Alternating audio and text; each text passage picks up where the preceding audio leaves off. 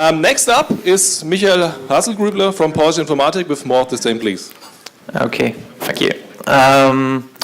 Well, I'm not an operator, I'm a software developer, so my stuff will be a little bit different now.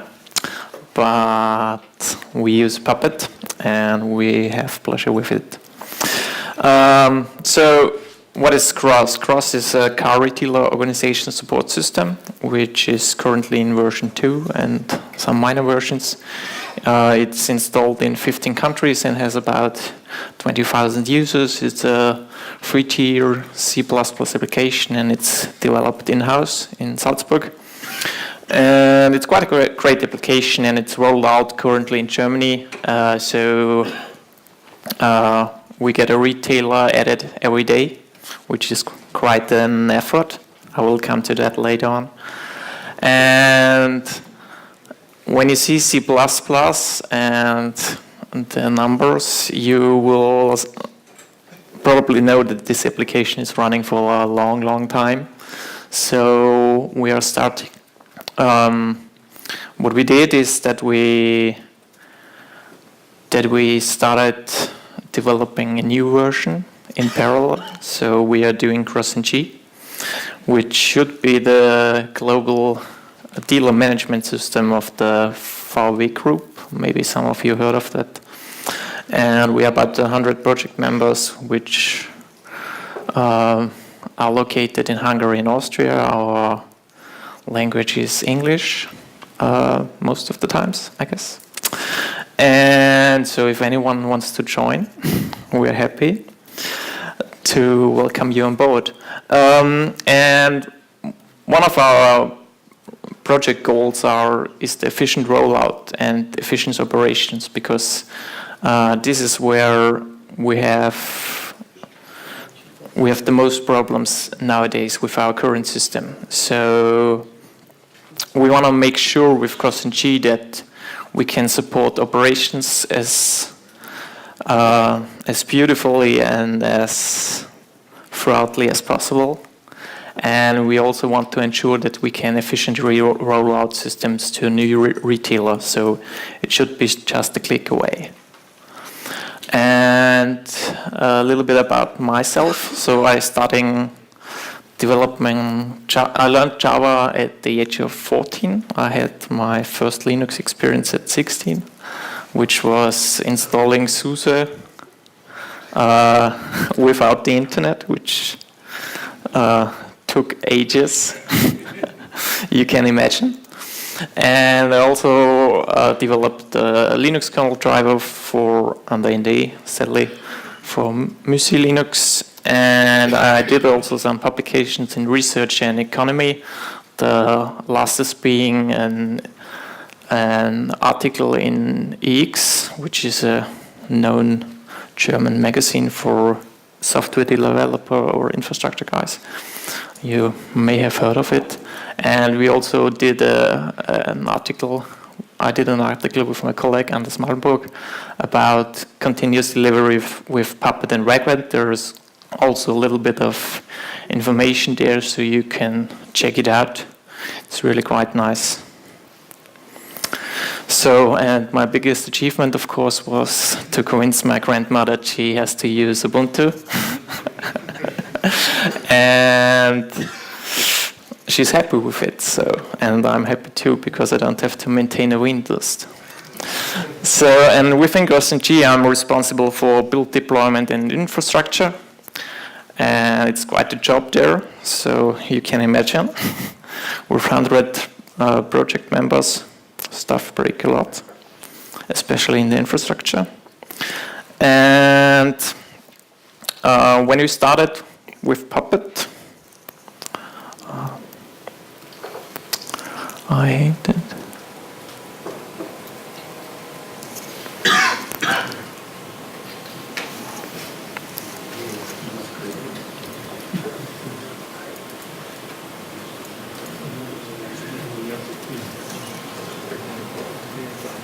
Okay, so when we started with Puppet, we were really frustrated in operating because we had like different operating systems, quite old, So /10, anyone? Red Hat 5.6, anyone? I guess you know the pain. So we also had a lot of custom software, and we also had to do a lot of backporting stuff, mainly Perl, which was depressing enough as it is. And you also have to install all the stuff. So this took quite an effort, and we had a lot of configuration files, we had a lot of system components we had to manage, like a web server or a monitoring daemon. And we had like operations who are really overworked. So our operations department is quite small, and they don't have any budget. So we software engineers started out to rescue them. And back in 2011, we started to look for configuration management tool, and we found Puppet. We found some others, but we decided to use Puppet. And after meeting Thomas Gelf, who is from NETWAYS, we also convinced operations to use this. And in about 350 hours, we wrote about 1,600 lines of code, including comments. So comments are important there, not only code. And we had like 16 modules in the beginning, with the smallest module having 21 lines and the biggest module having 42 lines. Of course, we modularized it. So James already made some advertisement for modularization, and I will come to that later on. So what we saw afterwards was like this dependency graph of stuff that happens on an actual server when we install our software. So as you might know, as you see, it took a quite time for operating to set this up manually. Basically, they all copied stuff and edit. So we redid this then. And some of you maybe know this circle, which I took from Puppet Labs. Puppet, what is Puppet? And we used this circle and plugged in our components. So we have a CrossNG Puppet, which is an external node classifier for Puppet. And we have an RPM repository where we have all our applications, because you don't want to store big data in your Puppet manifests or modules. And we also use the Puppet dashboard as our report collector. So I'm quite sad that the Puppet support is over, but happily that the community support carries on. And as we said earlier, and also as James said, there is a lifecycle of an application, and as Puppet is a system specification, you have to manage the whole lifecycle. So you don't have to get things running, you also have to remove them. And so we decided, okay, what's the lifecycle of our application? And yeah, we want an RPM installed, we want a Catalina base created. So the guys familiar with Tomcat know probably what this is. We want the stuff to be configured, to be monitored, and to be running. And on the other hand, we want this thing to be stopped if we want it to. We want it to be deconfigured, so all the configuration files should be removed. We want it to be uninstalled, so Catalina base is removed. And we want it to be purged, so every trace is not existing anymore on a system. And this is how we did it. So we have like these Puppet modules. So, and we had like some modularization. I really recommend this function, create resources, which works. And we have like, as you might know, there is a single class per node paradigm in Puppet. So, but we want to manage multi-tenant applications, so we need to have more of the same on an application server. So what we did is that we used a hash there, instances. I will come to that later on again. And with this hash, we can create instances of cross info center, which is just a definition. So cross info center instance is just a definition of a web application. So you have like all the configuration properties. You have some defaults. For example, what you always use for web application is JDBC. So some database connections and stuff like that. You also want to make it accessible, so you use a context name where you can access this application. So our applications don't run on the root of an Apache, but later on. And a little bit more to that later on. So we have we really love hashes. So we have this configuration file hash where we define just where a file should be and what should be the source of the file.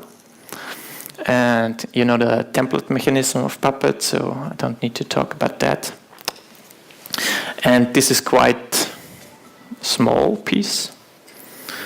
But I will come to that later on again. And because we modelize a lot, so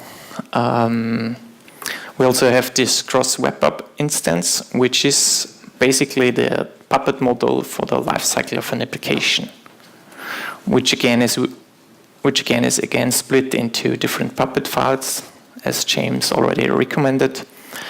And what we do is we pass in our configuration files. We pass in a version number, RPM to install, where it should be accessible on the web server, and what status the application should have. So this is pretty standard Puppet, I guess.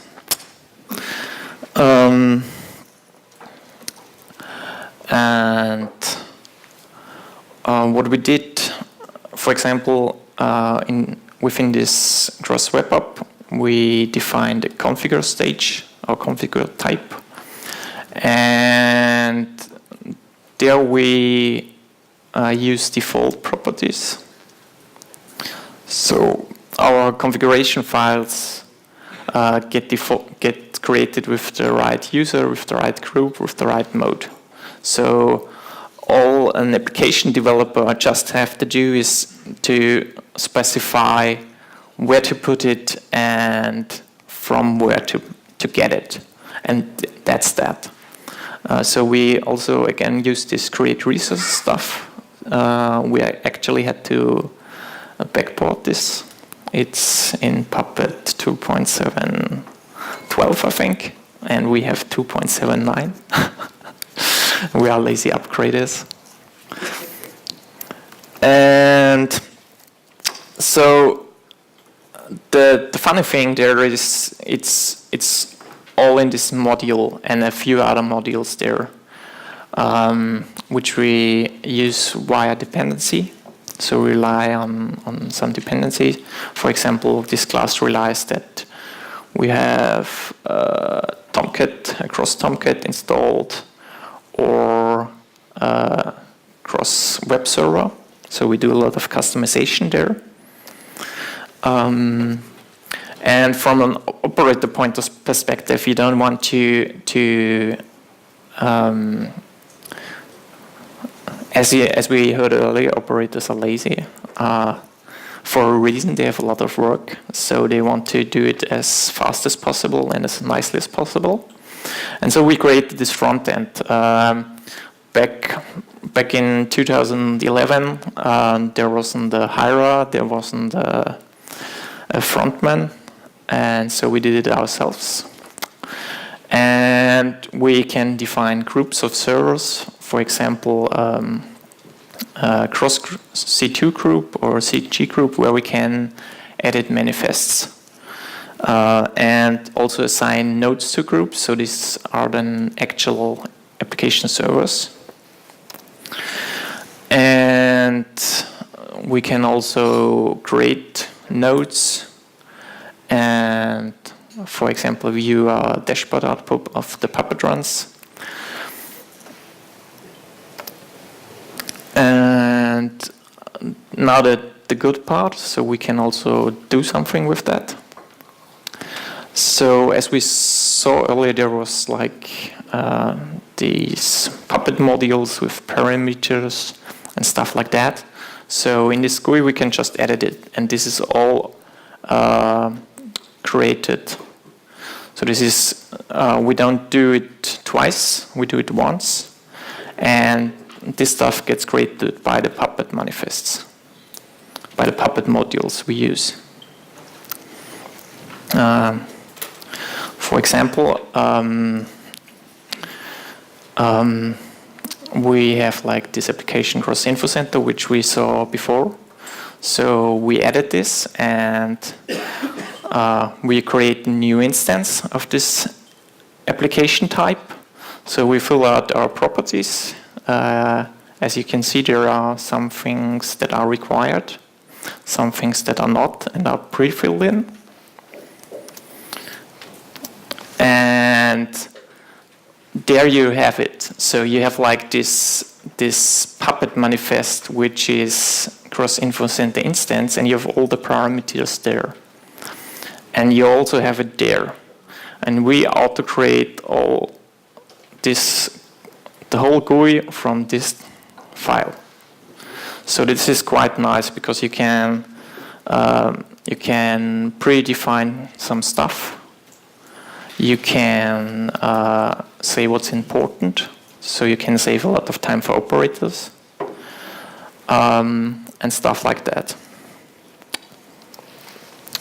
And as an operator, you also want to somehow you want to monitor change. So we have like this synchronized stuff. And when we get a new, we also package our Puppet manifests into RPMs. So when we install a new RPM, we get this view where we can see, okay, what has changed actually. So on a parameter basis. So I see, okay, since the previous version of this manifest, this parameter has been gone. This is a new parameter which is not required, so I can somehow ignore it.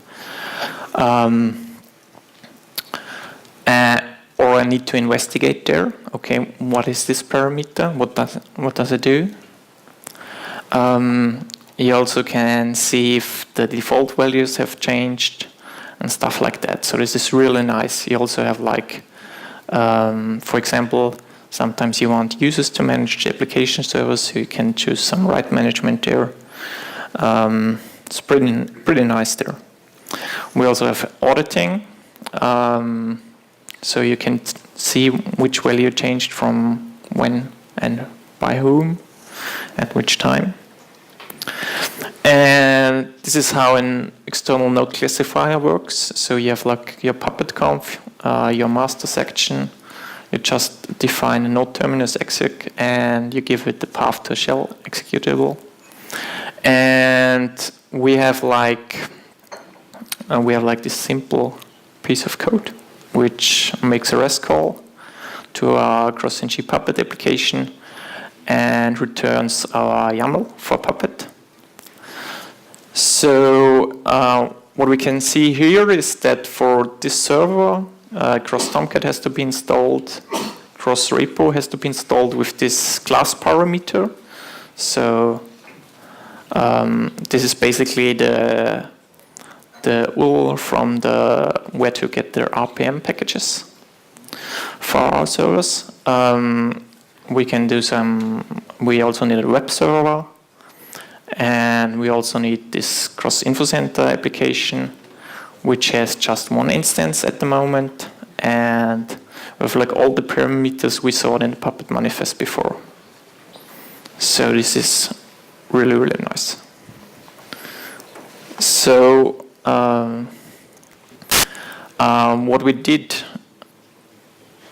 there is that we reused Puppet modules because as a software engineer, we are kind of used to this pattern, so we are even more lazy people than operators. We really don't like to write code twice. So, for example, we have like this web application module which covers the whole life cycle in a single module, which you can just use. So you just set a few parameters and that's that, which is really nice for new guys because they don't have to understand anything. Just fill out the template, I guess.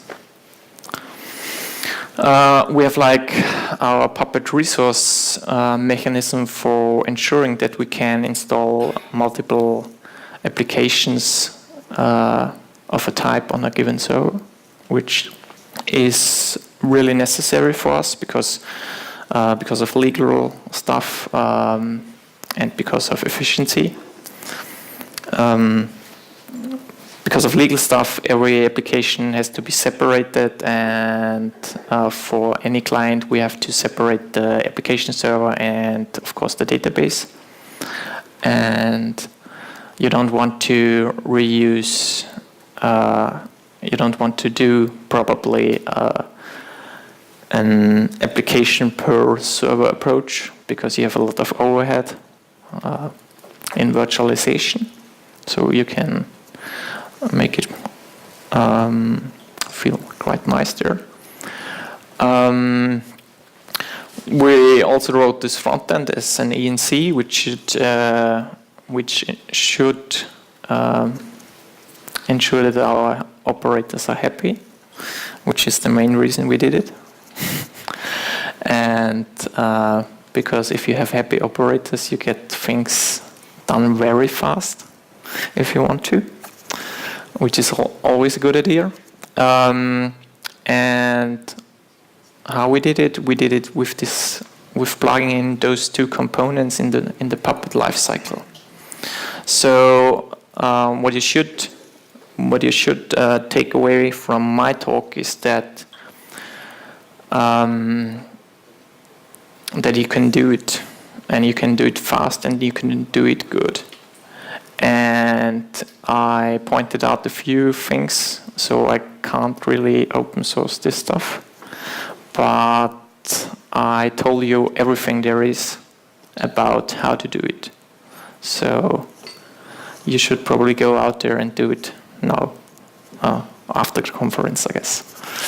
So basically, CrossNG is in love with Puppet, and you should be too. And we are hiring, so please come. I need help. And I think there are probably a lot of questions. We can also talk about continuous integration. So you can ask now, later, or via email. Okay. I saw you using Eclipse as an editor. Were you using Geppetto? Yeah. We're using Geppetto. Actually, I started out using Vim with the syntax highlighting, but it kind of sucks on Windows. So our desktops are Windows PCs, so it's really bad there. And a lot of people aren't very familiar with Vim, so we decided to use the Geppetto IDE. We also wrote some custom scripts to do the syntax checks. We use Git for version control and to do some checking beforehand. And yeah, so it integrates nicely there. Anything else? Okay. So CrossNG has a parser that parses your manifests to determine what parameters have what default values and... Yeah, exactly. Okay. So, I mean, it's not some voodoo stuff we do. It's just a parser, and you can do a lot with that. So, well, our operators are quite happy with it, and we are too, because one main reason behind it was that for example, we have like a bug in Italy, and you want to reproduce it, so you just go to CrossNG Puppet and get the application server. So what we saw earlier, we have like this import-export thingy there, which I didn't talk about. So this basically gets the configuration from this server, which you can then reuse to install the same thing on a development environment. And then you can test stuff easily. Yeah.